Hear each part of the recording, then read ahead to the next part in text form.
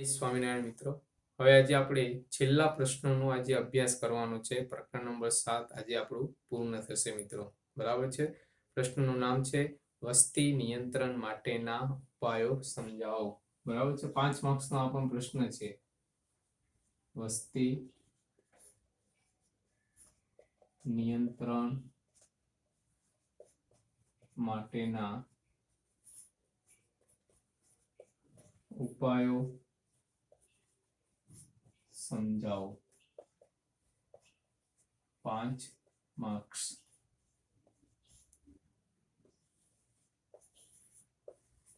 સૌથી મહત્વનો પ્રશ્ન છે કે ભારત દેશ માટે એક ચિંતાજનક સમસ્યા છે વસ્તી વધારો.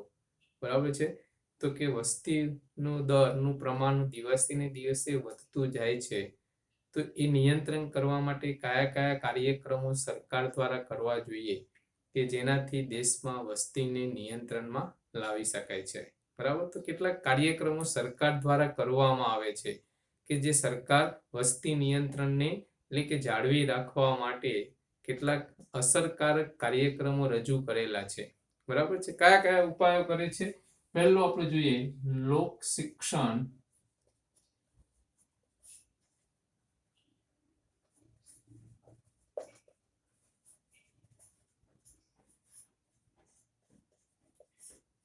લોક શિક્ષણ અને જાગૃતિ લાવવા માટે.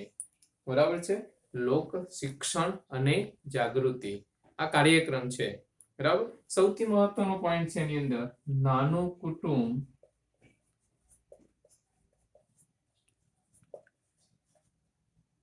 એક આદર્શ કુટુંબ કહેવામાં આવે છે.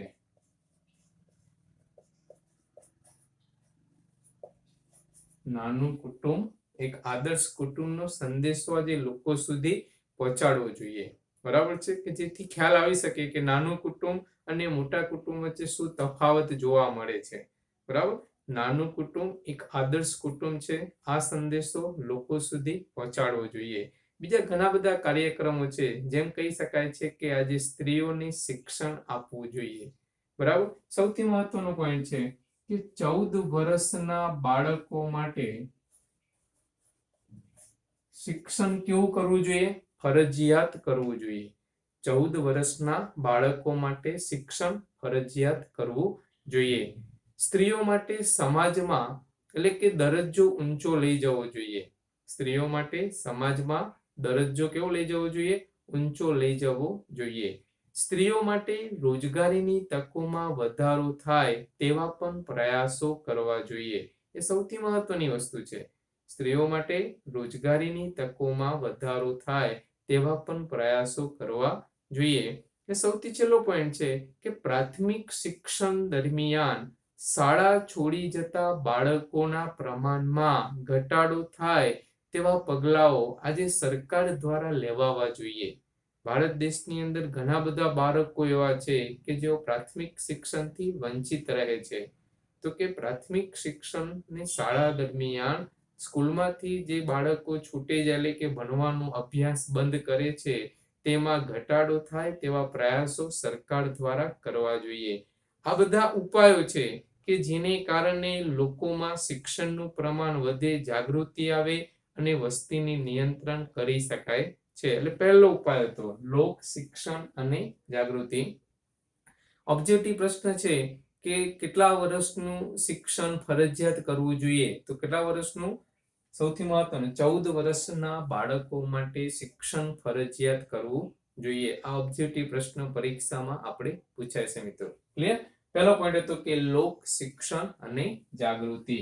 ત્યાર પછી બીજો પોઈન્ટ છે કુટુંબ નિયોજન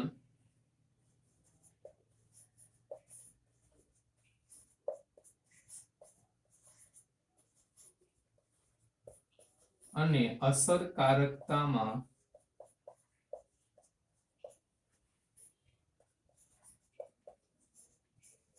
વધારો.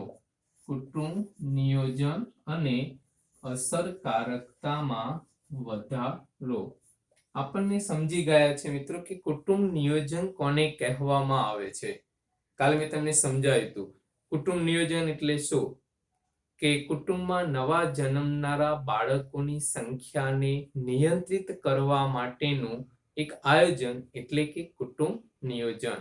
બરાબર. તો ભારત દેશ આઝાદ થયો ત્યાર પછી ભારત દેશની અંદર કુટુંબ નિયોજન અને તેના અસરકારકતામાં વધારો થાય તે માટે તેની લગતી સવલતો અને સગવડોમાં વધારો થતો જોવા મળ્યો છે. બરાબર. દાખલા તરીકે આપણે કહી શકીએ છીએ કે ભારત દેશની અંદર ગર્ભધારણ પર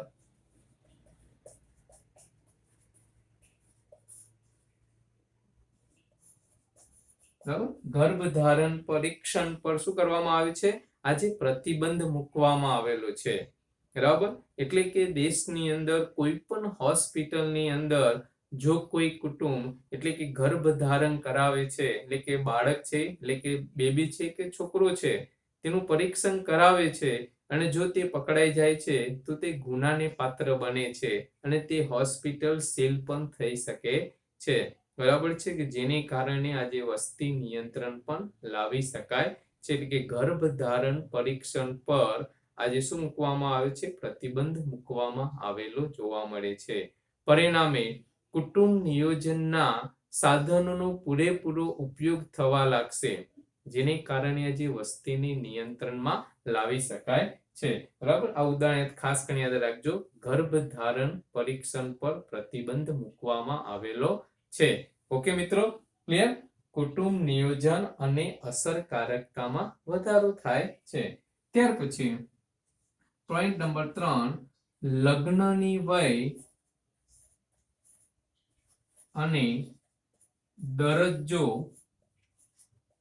વધારો.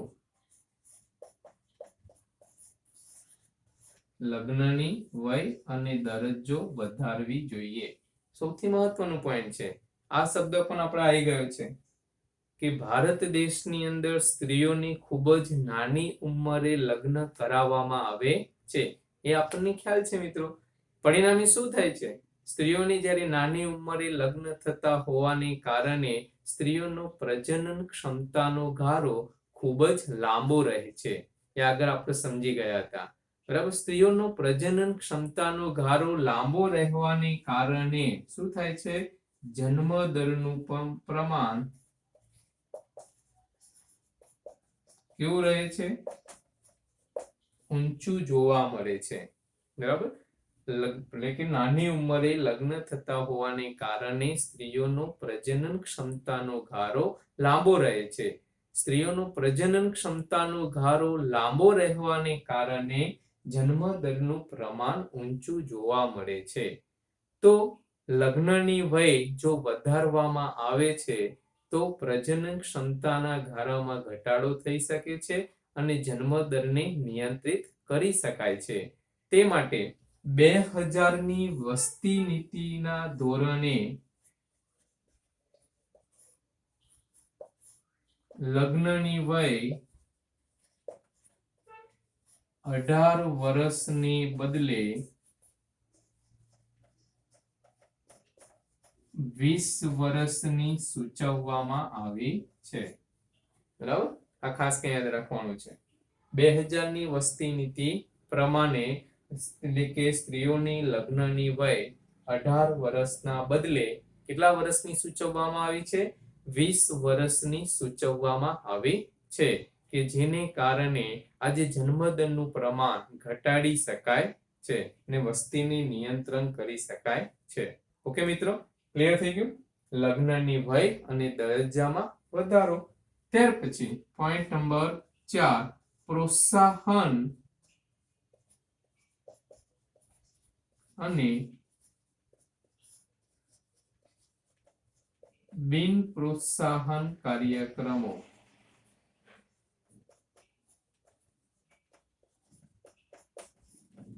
બરાબર. પ્રોત્સાહન અને બિન પ્રોત્સાહન કાર્યક્રમો.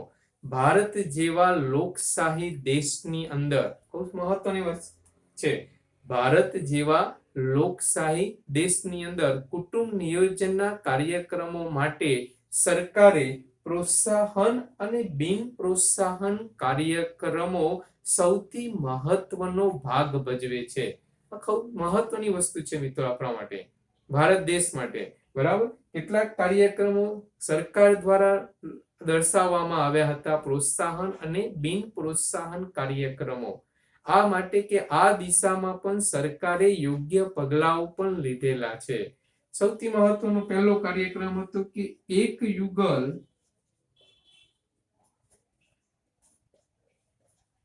અને એક બાળક. આ કાર્યક્રમને વધુ વ્યાપક બનાવવા માટે શું કર્યું હતું સરકારે કે પુરુષો માટે 25 વર્ષ અને સ્ત્રીઓ માટે 21 વર્ષે લગ્ન કરવા માટેનું સૂચન કરેલું છે. બરાબર છે.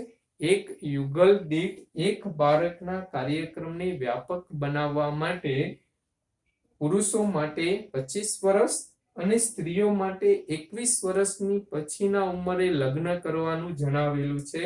અને તેની સાથે તે યુગલ 2 થી વધુ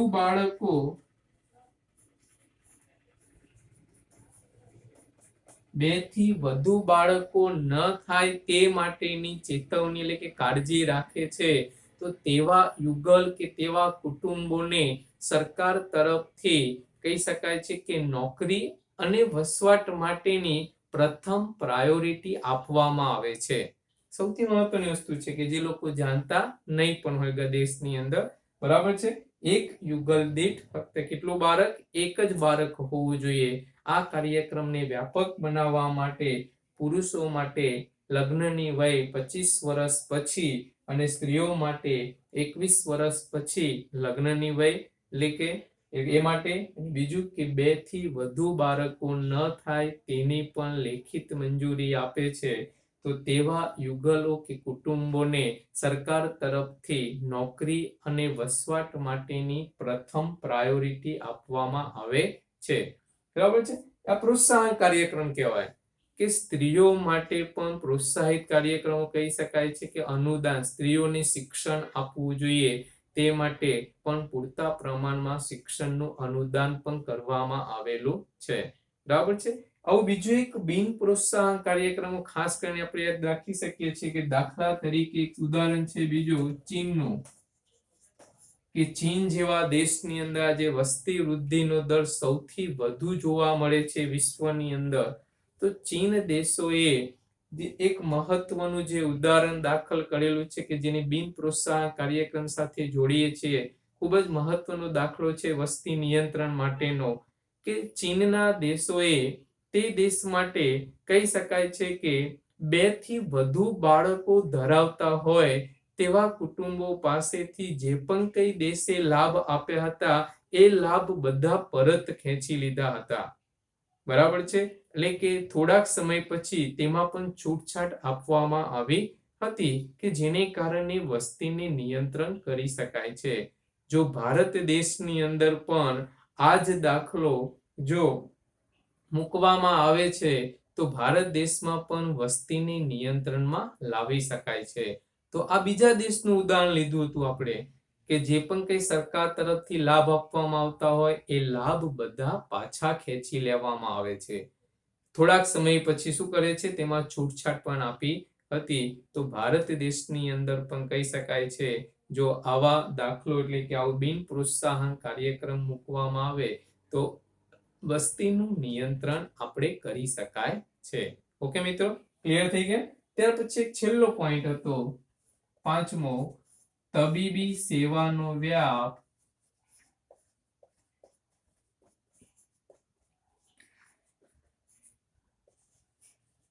અને અસરકારકતામાં વધારો.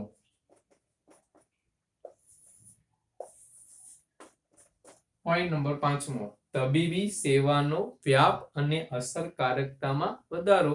ભારત દેશની આઝાદી પ્રાપ્ત થઈ ત્યાર પછી તબીબી ક્ષેત્રે આપણે અનેક ઘણા સંશોધનો થતા જોવા મળ્યા છે, જેને પરિણામે આજે આપણે મૃત્યુદરમાં ખૂબ જ ઝડપથી ઘટાડો લાવી શકાય છે અને વસ્તીને પણ નિયંત્રણમાં કરી શકાય છે. બરાબર. તો કે ભારત દેશની અંદર તબીબી ક્ષેત્રે સંશોધનો થયા ત્યાર પછી અનેક પ્રકારના ચેપી રોગોને નાબૂદ કરવા માટે ચેપી રોગોને નાબૂદ કરવા માટે ચેપી રોગોને નાબૂદ કરવા માટે શેની શોધ કરી હતી? તો રસીકરણની પ્રક્રિયાને સુલભ બનાવવામાં આવી હતી. ખાસ કે મહત્વનો પોઈન્ટ યાદ રાખવાનો છે તમારે આ, કે ચેપી રોગોને નાબૂદ કરવા માટે રસીકરણની પ્રક્રિયાને સુલભ અને અસરકારક બનાવવામાં આવી હતી, જેને પરિણામે આજે દેશમાં મૃત્યુદરના આંકમાં ઝડપથી ઘટાડો થતો જોવા મળે છે અને સાથે વસ્તીનું નિયંત્રણ પણ કરી શકાય છે. બરાબર છે. તો દેશની અંદર તબીબી સગવડોમાં વધારો થયો, જેને પરિણામે દેશમાં આજે વસ્તીનું નિયંત્રણ કરી શકાય છે મિત્રો. બરાબર. તો આ રીતે આપણે કુલ 5 પોઈન્ટો થયા. વસ્તીને નિયંત્રણ કરવા માટેના ઉપાયો સમજાવો. પરીક્ષામાં પૂછાય તો આ 5 માર્ક્સનો પ્રશ્ન છે મિત્રો. આ પ્રશ્ન આજે આપણે અહીંયા પૂરો કરીએ છીએ. આજે આપણું આ પ્રકરણ પણ પૂરું થાય છે. એમાં સૌથી 2 શોર્ટ નોટ તમારે લખવાની છે, ખાસ કરીને યાદ રાખજો. એક શોર્ટ નોટ છે વસ્તી વિસ્ફોટ નીતિ સમજાવો. બરાબર. ઘણી બધી બાબતો અંદર આપણે સમજી શકીએ વસ્તી વિશે. અને બીજો પ્રશ્ન છે 1921 નું વર્ષ એ મહાવિભાજક વર્ષ તરીકે ઓળખવામાં આવે છે, આ વિધાન સમજાવો. એટલે આપણે કુલ આ 2 પ્રશ્નો થયા જે શોર્ટ નોટ તરીકે તમારે ચોપડાની અંદર લખવાની છે. બરાબર છે. એને જે સમજાયેલા છે આગળ પોઈન્ટ આવતા હતા એ વખતે. બરાબર છે. ઓકે મિત્રો, પ્રકરણ નંબર 7 પણ આજે આપણે અહીંયા પૂર્ણ થાય છે.